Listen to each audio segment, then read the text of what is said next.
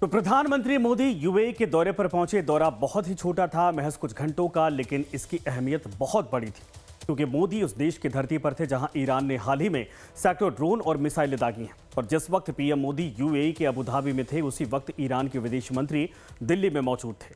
PM Modi का Abu Dhabi की धरती पर ऐतिहासिक स्वागत हुआ और जिसके बाद पीएम मोदी ने भी बयान दिया कि भारत हर बुराई के खिलाफ यूएई के साथ खड़ा है। तो उधर दिल्ली से ईरान के विदेश मंत्री ने अमेरिका ईरान के बीच मध्यस्थता के लिए भारत का नाम सुझाया है। लेकिन पहले देखिए पीएम के लिए यूएई में किया गया वो स्वागत जिसने पूरी दुनिया का ध्यान अपनी ओर आकर्षित किया, जिससे यूएई के राजनीतिक एक्सपर्ट भी नए अध्याय की शुरुआत कह रहे हैं। प्रधानमंत्री नरेंद्र मोदी अपने 5 देशों के विदेशी दौरे के पहले चरण में अबू धाबी का दौरा करने पहुंचे। एयरपोर्ट पर उनका भव्य स्वागत हुआ और उन्हें गार्ड ऑफ ऑनर दिया गया। मोदी का यह स्वागत जमीन पर ही नहीं बल्कि यूएई के आसमान में भी नजर आया। मतलब मोदी जब अबू धाबी की धरती पर नहीं उतरे थे, उससे पहले ही आसमान में उनके विमान की सुरक्षा के लिए यूएई एयरफोर्स ने मोर्चा संभाल लिया था। यूएई के F-16 विमान को पीएम मोदी के विमान को एस्कॉर्ट करते देखा गया। ये बिल्कुल पीएम मोदी के विमान के साथ F-16 के उड़ने की तस्वीरें जो इस वक्त आप देख रहे हैं। इन तस्वीरों में भी बताया गया है कि यूएई किस कदर मोदी के मेहमान नवाजी में सीरियस था। इसके बाद दोनों देशों के नेताओं के बीच आधिकारिक बैठक भी हुई, जहां दोनों देशों के बीच कई अहम समझौतों पर हस्ताक्षर किए गए। सामरिक रक्षा साझेदारी समझौता हुआ, जिससे दोनों देशों के सैन्य संबंध और मजबूत होंगे। रणनीतिक पेट्रोलियम रिजर्व और एलपीजी की सप्लाई को लेकर भी अहम सहमति बनी है। विदेश मंत्रालय ने भी जानकारी साझा की कि पीएम मोदी के यूएई दौरे पर दोनों देशों के बीच एलपीजी की सप्लाई को लेकर रणनीतिक सहयोग को मजबूत किया गया है और रक्षा क्षेत्र में साझेदारी के लिए एक समझौते को अंतिम रूप दिया गया है। साथ ही भारत की पेट्रोलियम रिजर्व कंपनी और अबू धाबी की सरकारी तेल कंपनी ADNOC के बीच तेल के सुरक्षित भंडारण को लेकर नया करार हुआ है। लेकिन मौजूदा माहौल में सबसे बड़ी बात, भारत और यूएई ने एलपीजी की निर्बाध सप्लाई के लिए आपसी सहयोग को और पक्का किया है। On the bilateral front, the two sides have concluded several important initiatives to further deepen our comprehensive strategic partnership. Energy has always been a very important part of this relationship, and in the energy cooperation field, we've seen several agreements being initialed between Indian energy sector companies and UAE entities. In the field of investment, the UAE has traditionally been a significant investor in India. It's cumulatively the 7th largest investor in India over the course of the last 25 years. Today, new investment commitments were signed. These include a total of $5 billion of commitments. लेकिन deal से अलग अब बात युद्ध को लेकर मौजूदा हालात की, जिसके खिलाफ पीएम मोदी ने टफ स्टैंड लिया है। उन्होंने कहा पश्चिम एशिया संकट का पूरी दुनिया पर असर हो रहा है और भारत जल्द से जल्द इस क्षेत्र में शांति चाहता है। पश्चिम एशिया क्षेत्र में युद्ध की परिस्थिति का प्रभाव आज पूरे विश्व पर दिखाई दे रहा है। भारत ने हमेशा समस्याओं के समाधान के लिए डायलॉग और डिप्लोमेसी को प्राथमिकता दी है। हॉर्मुज़ को फ्री, ओपन और सेफ बनाए रखना, ये हमारी सबसे बड़ी प्राथमिकता है। तो पीएम मोदी ने यूएई को भारत का सबसे मजबूत और भरोसेमंद साझेदार बताया। उन्होंने सुरक्षा और समर्थन का ऐसा वादा किया जो पहले कभी इतने खुले तौर पर नहीं किया गया था। यहां तक कि पीएम ने यूएई को अपना घर भी बताया है। आत्मीय स्वागत के लिए मैं आपका हृदय से बहुत बहुत आभार व्यक्त करता हूं। और जैसा आपने कहा, मैं अपने दूसरे घर आया हूं। ये शब्द, ये भाव मेरे जीवन की बहुत बड़ी पूंजी है। आज भी जिस प्रकार से आपकी वायुसेना के जहाजों ने एस्कॉर्ट किया, ये भारत के लोगों का सम्मान है। दरअसल मोदी आज यूएई के समर्थन में पूरी मजबूती से खड़े हुए, तो उसके पीछे की वजह है यूएई का भारतीयों की मदद करना। पीएम मोदी ने अबू धाबी में माना कि युद्ध के मुश्किल वक्त में यूएई ने भारत के लोगों को परिवार की तरह माना। खाड़ी देश में रहने वाले भारतीय समुदाय का समर्थन करने के लिए यूएई सरकार और शाही परिवार को लेकर पीएम मोदी ने आभार भी प्रकट किया। आपको बता दें, यूएई में अभी करीब 45 लाख भारतीय रहते हैं, जो देश की कुल आबादी का करीब 38% हिस्सा है। संयुक्त अरब अमीरात में भारतीय समुदाय सबसे बड़ा विदेशी प्रवासी समूह है और सिर्फ दुबई में 20 लाख भारतीय समुदाय के लोग रहते हैं। 45 लाख भारतीय हर साल 1.80 लाख से 2.20 लाख करोड़ का रेमिटेंस भेजते हैं। यूएई भारत के लिए अमेरिका के बाद रेमिटेंस का दूसरा सबसे बड़ा स्रोत है। प्रवासियों द्वारा भेजा गया पैसा सीधे भारत के विदेशी मुद्रा भंडार को मजबूत करता है। भारतीय विदेश मंत्रालय के मुताबिक यूएई पिछले 25 सालों में भारत का तीसरा सबसे बड़ा व्यापारिक साझेदार और कुल मिलाकर निवेश का 7वां सबसे बड़ा सोर्स रहा है।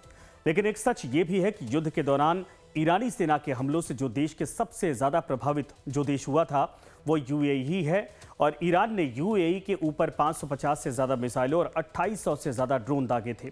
और इसीलिए जब पीएम मोदी अबू धाबी पहुंचे तो यूएई पर हमलों के खिलाफ बिना लाग लपेट बयान दिया और स्पष्ट तौर पर इसे अस्वीकार्य करार दिया है।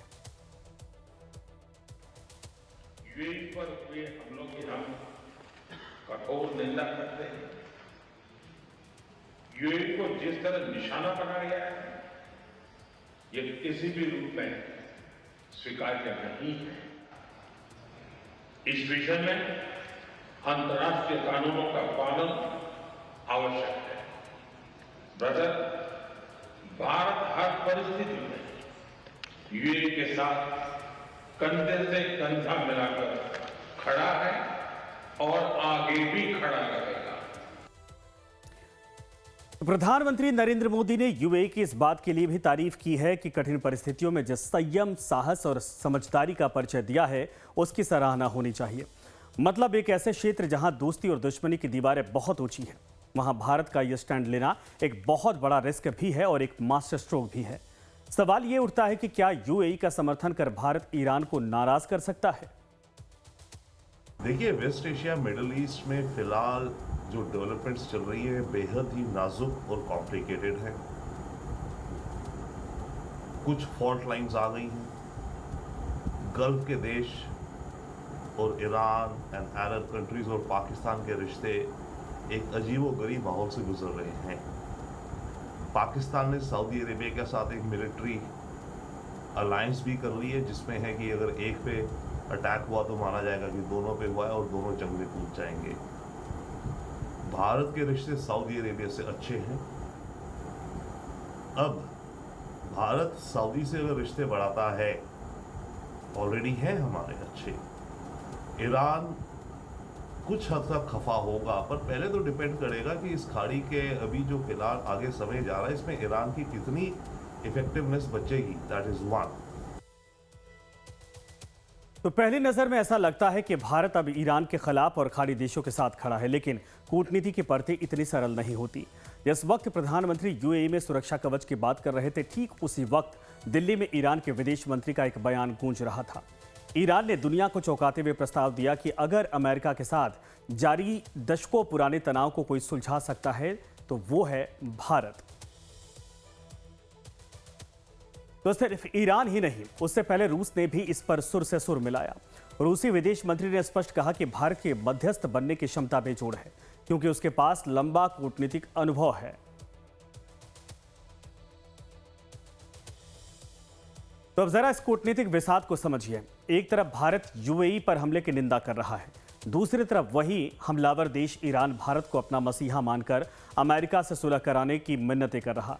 यह भारत की रणनीतिक स्वायत्तता की बड़ी जीत है, जिसमें आज भारत उस स्थिति में है जहां वो मिडिल ईस्ट के झगड़ों में किसी एक का पक्ष नहीं ले रहा, बल्कि वो एक ऐसी शक्ति बन चुका है जिसकी आवश्यकता सबको है। यूएई को अपनी अर्थव्यवस्था और सुरक्षा के लिए भारत चाहिए। ईरान को अलग थलग पड़ चुके हालात से बाहर निकलने के लिए भारत का कंधा चाहिए और रूस को पश्चिमी प्रतिबंधों के बीच एक ग्लोबल पार्टनर चाहिए। और शायद इसीलिए भारत निर्भीक होकर, न्यूट्रल होकर अपनी बात कह पा रहा है, क्योंकि उसे पता है कि इस वक्त डिप्लोमेटिक वर्ल्ड में भारत भरोसे का दूसरा नाम है।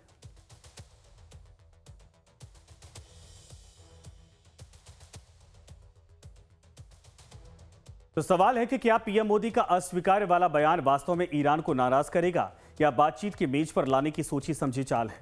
सबसे बड़ी बात है कि 21वीं सदी का भारत अब केवल मूक दर्शक नहीं रहेगा, बल्कि दुनिया का नया शांति दूत बनने के लिए तैयार है। एक तरफ हमारा रणनीतिक पार्टनर यूएई और सऊदी अरब है, तो दूसरी तरफ ऐतिहासिक दोस्त ईरान। जब पीएम मोदी यूएई पर हमले की निंदा करते हैं तो क्या इससे तेहरान में माथे पर बल पड़ेंगे?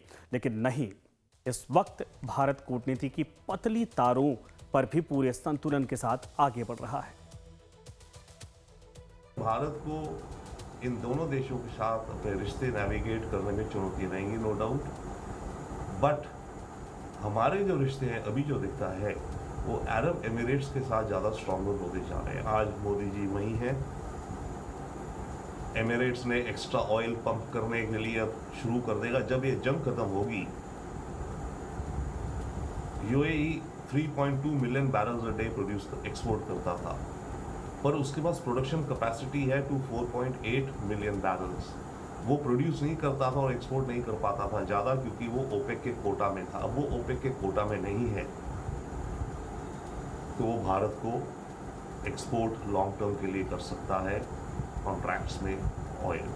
डिफेंस में यूएई को डिफेंस में बड़े खर्चे कर रहे हैं, वो अमेरिका से बहुत खरीद रहे हैं। भारत से भी स्ट्रेटेजिक पार्टनरशिप की बात हुई है, भारत से भी खरीदेगा और डिफेंस आइटम्स। तो ये मायने बड़े मजबूत दिखाई देते हैं, लेकिन आपको आगे बढ़ने से पहले एक बार फिर से वो बयान सुनाते हैं जो ईरान के विदेश मंत्री ने भारत की धरती से दिया है।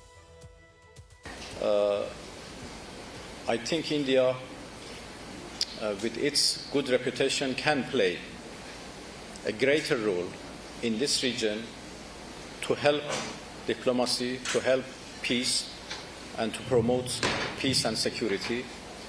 India is a friend to all countries in the Persian Gulf, in north of this Gulf and in the southern part of that.